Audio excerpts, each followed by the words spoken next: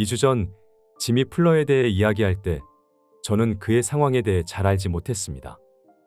그런데 그날 강연이 끝난 후 그리고 에벨 극장에서의 강연이 끝난 후에 많은 사람들이 찾아와서 지미 플러가 그런 행운을 얻은 것은 아마도 그가 많은 자금을 가지고 있었기 때문일 것이라고 말했습니다.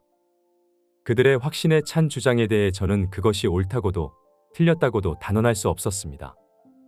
사람들은 마치 진실을 알고 있는 것처럼 이야기했고 대부분은 그가 막대한 자금을 가지고 있었기에 더 큰 이윤을 얻었다고 저를 확신시키려 했습니다. 그래서 지난 금요일 저녁 저는 지미에게 그 상황에 대해 더 자세히 말해달라고 부탁했습니다. 그러자 지미가 말했습니다. 네빌, 당신이 4년 전에 이곳에 왔을 때 저는 당신이 하는 강의를 듣기 위해 여기에 왔었어요.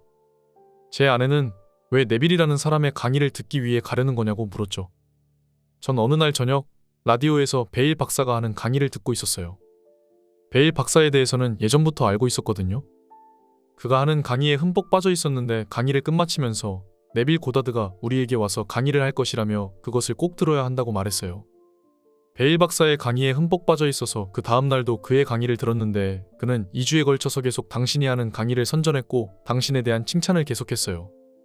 그래서 당신이 하는 강의를 꼭 들어야겠다고 마음먹었죠. 하지만 참석하는 데에 $2가 들었어요. 제가 가진 돈이라곤 $54 밖에 없었죠. 제겐 아이가 하나 있는데 우리 아이는 혼자 있기에는 너무 어려 돌봐줄 사람이 필요했거든요. 그래도 아내와 전 당신이 강연하는 곳에 모두 참석했죠. 하루는 돌봐줄 사람을 쓸 돈이 없어서 그날 하루만 참석하지 못했어요. 당신이 강연하는 동안 아기 돌봐줄 사람을 구할 돈이 없었던 하루를 제외하고는 전 재산이었던 $54를 가지고 당신이 하는 강연에 모두 참석했어요. 네빌, 당신도 알다시피 저는 3년이 지난 후에도 여전히 당신의 이론을 현실로 만들지 못했어요. 제 문제가 무언지는 이미 아실 겁니다. 혹시 그의 사정을 들어보지 못한 분들이 계실 수도 있겠네요. 그는 흑인이었고 자신의 검은 피부 때문에 세상이 모두 자신에게 적대적이라고 느꼈습니다. 하지만 저는 그에게 이런 차별은 자신의 마음속에만 존재하며 스스로 한계를 인정하는 것이 실제로 그 한계를 만든다는 것을 말해주었습니다. 그리고 자신의 피부색에 무관심해져서 스스로 만든 한계를 내려놓을 수 있다면 꿈을 모두 이룰 수 있을 거라고 지미에게 조언했습니다. 최근에 지미는 이 진리를 완전히 받아들였고 매 순간을 투자하여 연간 $25만 순이익을 벌어들이게 되었습니다.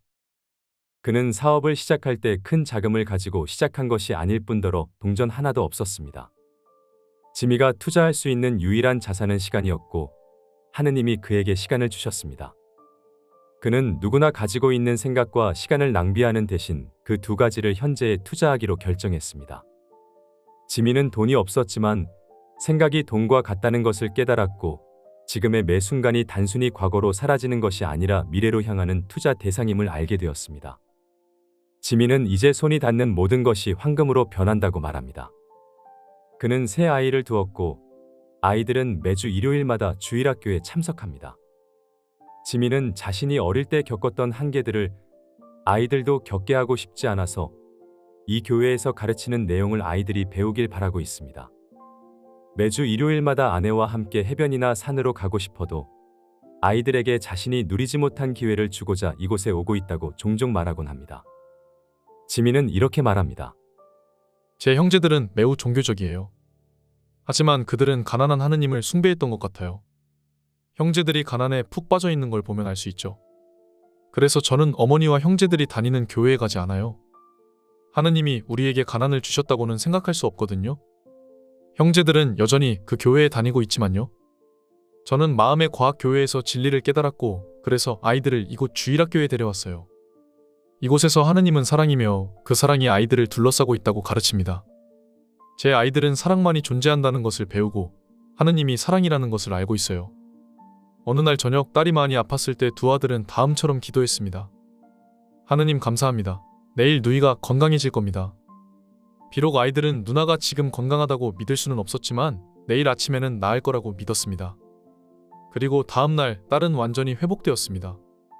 아이들은 단지 감사를 표현했을 뿐이었죠.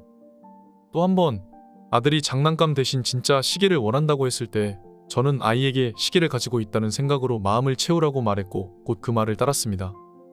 그러자 학교 가는 길에 똑같은 시계를 주었어요. 아이는 법칙이 어떻게 작동하는지를 알게 되었고 의식 속에서 완벽히 받아들인 것은 현실에서 나타난다는 것을 깨달았습니다. 저와 아내는 아이들이 무엇을 원할 때 저희에게 사달라고 하기보다는 그 모든 것을 줄 수 있는 내부의 아버지를 의지하기를 원합니다. 물론 제가 선물을 사줄 수 있겠지만 그렇게 되면 아이는 저를 유일한 공급원으로 의지하게 될 겁니다. 그래서 우리는 아이들이 이 법칙대로 살아가길 원합니다. 아이들에게 하느님은 사랑이자 유일한 실체이며 그 사랑이 자신들을 둘러싸고 있다는 것을 가르치고 있죠. 그래서 아이들은 주일학교를 절대 빠지지 않을 겁니다. 지민은 그 외에도 법칙을 받아들임으로써 일어난 놀라운 일들을 제게 이야기해 주었습니다. 그는 차를 사게 된 이야기를 들려주었죠. 저는 법칙을 가볍게 사용했어요. 거실에 앉아서 카딜락을 운전하는 모습을 상상했죠. 현실적인 노력은 전혀 하지 않았고 그저 그 차가 제 것이라고 받아들였어요. 이후 거래처와 전화 세 통화를 하고 나서 그날 카딜락을 얻게 되었죠. 모든 일이 그렇게 일어났습니다. 이제는 사무실에 나가 일하는 대신 뒤에서 일을 지시하고 좋은 소식만 듣고 있어요. 피부색도 이제는 완전히 잊었습니다. 오히려 지금은 제가 흑인으로 태어난 것이 축복받았다고 생각해요. 흑인이라는 사실이 자랑스럽습니다. 지민은 또 하나의 흥미로운 이야기를 들려주었습니다. 그가 처분할 부동산을 광고했더니 한 남자가 전화를 걸어와 이렇게 말했습니다. 검둥이의 부동산은 원치 않소. 지민은 그 말을 못 들은 척하며 다양한 투자 가치가 있는 부동산이 있다고 설명했습니다. 일주일 후 그 남자는 다시 전화를 걸어 지미를 만나기를 요청했고 지미를 보고는 거의 기절할 뻔했지만 결국 37,000달러어치의 부동산을 구입했습니다. 이후로도 그 남자는 수만 달러를 추가로 지미의 부동산에 투자했고 지미의 뛰어난 투자 실력에 감사하다는 전화를 걸어왔습니다. 이처럼 지미는 자신의 피부색을 자랑스럽게 여기며 선입견에 사로잡히지 않습니다. 그는 선입견이 시간을 낭비하게 할 뿐이라고 말하며 그런 것에 신경 쓸 여유가 없다고 합니다. 아내가 받은 계시에 따르면 우리 모두는 우리의 생각, 시간 그리고 돈을 낭비하는 것을 멈추고 모든 것을 투자로 바꾸어야 합니다. 우리는 이 진리를 알고 있습니다. 이 강연에서는 여러분에게 그 진리를 가르치고자 합니다. 모든 것은 여러분의 의식에서 비롯됩니다. 여러분이 사실로 받아들인 것은 여러분의 외부 환경에 나타날 것입니다. 여러분이 만나게 될 모든 상황은 여러분이 어떤 상태를 사실로 받아들였는지에 대한 증거일 뿐입니다. 만약 여러분이 현재의 상황에 만족하지 않는다면 지금 멈추고 투자하는 법을 배우십시오. 매 순간은 투자할 기회입니다. 여러분은 자유로운 존재입니다. 그렇기에 모든 것을 소비할 수도 있지만 투자할 수 있는 방법을 알고 있다면 왜 지혜로운 길을 선택하지 않겠습니까?